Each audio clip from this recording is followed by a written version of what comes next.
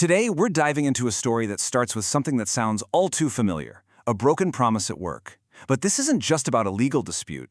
We're going to trace how a systemic failure can become a very real, very physical, biological fact for a person. You know, when we talk about workplace exploitation, we usually think in terms of things being unfair or unjust. But what if you could actually draw a straight line from an employer's broken promise directly to a physical impact on an employee's body and brain? That's the heart of what we're exploring today. All right, so let's set the scene. Our story centers on an individual named Dennis Verhage and a huge opportunity he had. He was supposed to pursue a degree in applied psychology at Capable Hogeschool.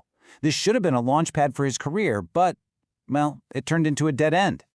Now, to really get what went wrong, you need to understand this key Dutch legal term, inspanning verplichtingen. It basically translates to effort obligations. And this isn't just a suggestion, it's a legal requirement. It means an employer has to provide real guidance in a proper learning environment for their interns. This was the core of the promise that was made. And we're not talking about some vague idea of support. This promise was specific. For this applied psychology program, the employer was legally obligated to facilitate 224 hours of hands-on internship experience every single year. This wasn't a nice-to-have, it was absolutely essential for the degree. So here's the kicker. When the employer just didn't do it, didn't meet these obligations, it wasn't a small hiccup. It completely slammed the door on Dennis's professional path.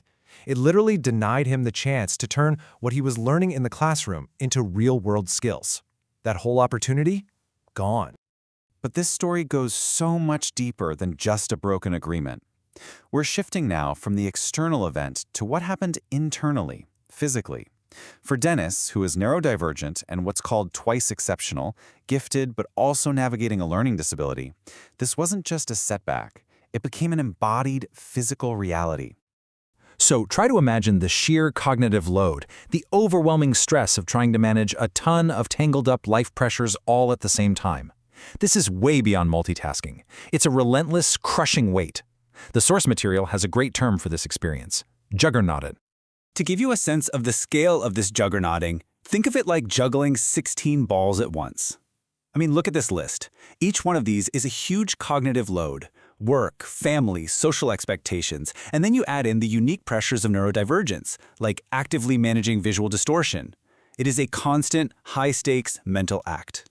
And here is where that massive cognitive stress becomes undeniably physical. The intense mental strain actually manifests as real physical tension around the temples and in what's called the trapezius gray, that critical spot where your upper back, spine, and nervous system all meet. The mental burden literally becomes a physical one. And this all leads to the central, powerful conclusion of this whole story. This experience is a corporeal fact, not a psychological illusion. The damage isn't just in his head, it's physically real, written onto his body. Okay, so we've seen the personal physical impact, but now let's zoom out, because what happened to Dennis isn't just happening in a vacuum. It's actually a symptom of a much bigger systemic issue, one that the source material calls the no-name problem. So you have to ask, right? Is this just one person's really unfortunate story, an isolated incident? Well, the research points to a clear and resounding no. This is the Dutch no-name problem. It's a term that describes the systemic and often completely invisible exploitation of neurodivergent workers. They end up in these unstable job markets. They're consistently denied the recognition and accommodations they need to actually thrive, and it just leaves them incredibly vulnerable. And this problem has some really clear characteristics. We're talking about systemic invisibility, where the struggle just isn't seen or acknowledged by anyone.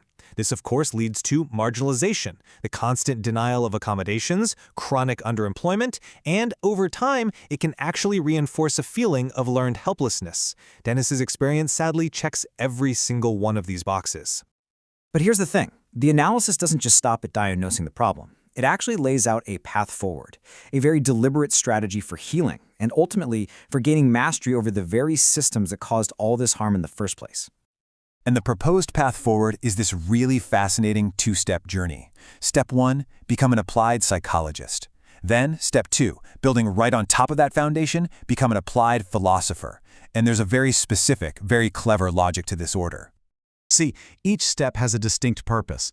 Applied psychology gives you the scientific tools to diagnose and heal the damage, both the psychological and the physiological stuff we talked about.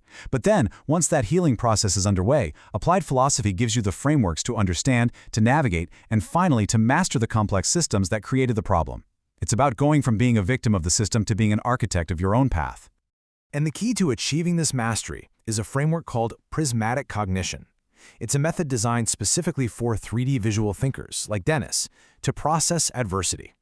Think of it like a prism, right? It takes in that harsh, glaring white light of stress, and it refracts it, breaking it down into a full spectrum of usable, adaptive strengths.